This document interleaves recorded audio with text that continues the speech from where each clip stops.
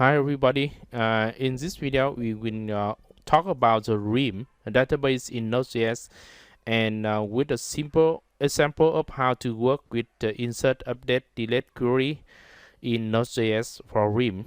So firstly, create a blank Node.js project with a blank. So we here we have a blank the directory, and we can npm init to initialize a Node.js project. So we did set the description for this video in Realm for Node.js, and we add some of the default parameter for this. For example, auto, and it is okay. Yes. We have a file name package.json which contain any library or module for Node.js. So we have to add some of the library for this.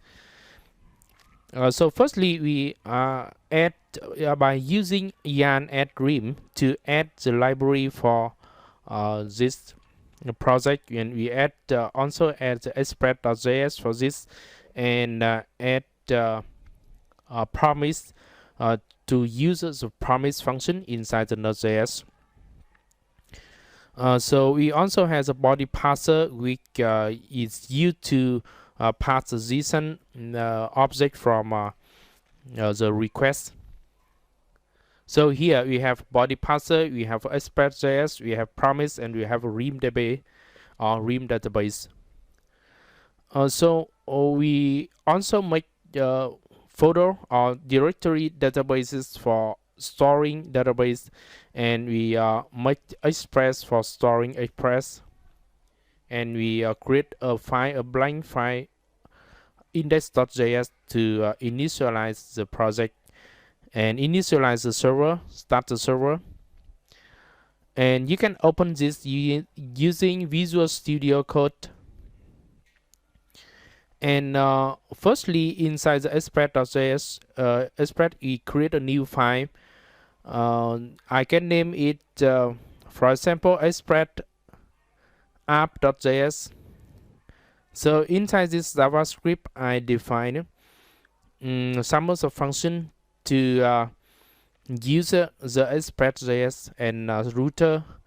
So we initialize an express object and initialize the app using express, and I use a body parser. So the body parser helps you read JSON data from request.body or the request from your client. You can pass it to JSON, and you can pass the value from the request from your client. And the request object means request from client, and the response means that the response from here or from this Node.js project. After processing data, it gets the response to the client using the response object, and you can set the header for the response to accept the application JSON content type with the key and value, so the client can receive it and pass it to the object. And you call using the send function of response to send to the client. So you can send to the clients some key and value as a JSON object. So you export or make the app object to be public, so other file can access this and call this app. You can access this app in anywhere in your project, so it is a global object. So let's import it from your main file, from your index.js file. So we can add it by require to the express.js express app file and point to the app. So it is the old syntax. So you can use the ES6 syntax to extract a property from an object like here. So use open and close bracket like this to extract a property from an object which has many property inside. So the port here is a default port 3000, and the app will listen to this port from the client. So clients will send the request to this port through this port to the client, and you can install NodeMom or Nodejs monitor, or NodeMom. When contain any change, when watch any change.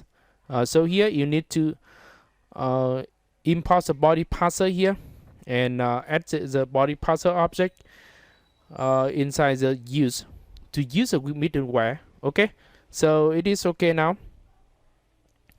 Then send a request from your client, the same that you send here from your client. So you can see that we have the response from server, which has status, which has some of the property like addition. And secondly, we have to define the Realm schemas.js to store any function or promise relating to the Realm database. So firstly, import the Realm object from the library Realm, and then we have the table name or the schema name. The table name is simply a string, so we can set it to the constant, so we can use it for reduce the bug in your process. This entity or table has some other property, but the primary key is ID. ID is a number, but no auto increment. So you can customize it by adding the primary key for this. And the database option point to the path. The path here mean the database name or the file name. The file name to store it in your server. And the schema version is optional because it is only important when you want to migrate your database to another database, because you have a database with the old schema and new database, so you have to migrate it using the schema version. And the promise, what about the promise? Promise mean we have two return function, the function for success and the function for false. If the result is false, it will call the reject, and otherwise it calls the resolver. So these two functions is called asynchronously.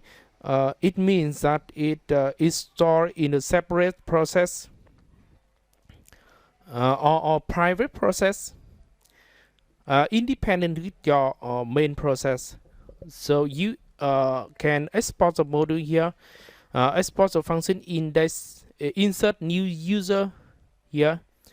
This function will insert a new user object to an existing object. So we have a multiple user object you can add here. So you import the insert new user function to this file. Yes, so inside this file I define so many router. So in the next lesson I will tell you detail about it. So thank you so much for watching this lesson. Please subscribe to my channel for more exciting videos or download code in GitHub here. Bye bye.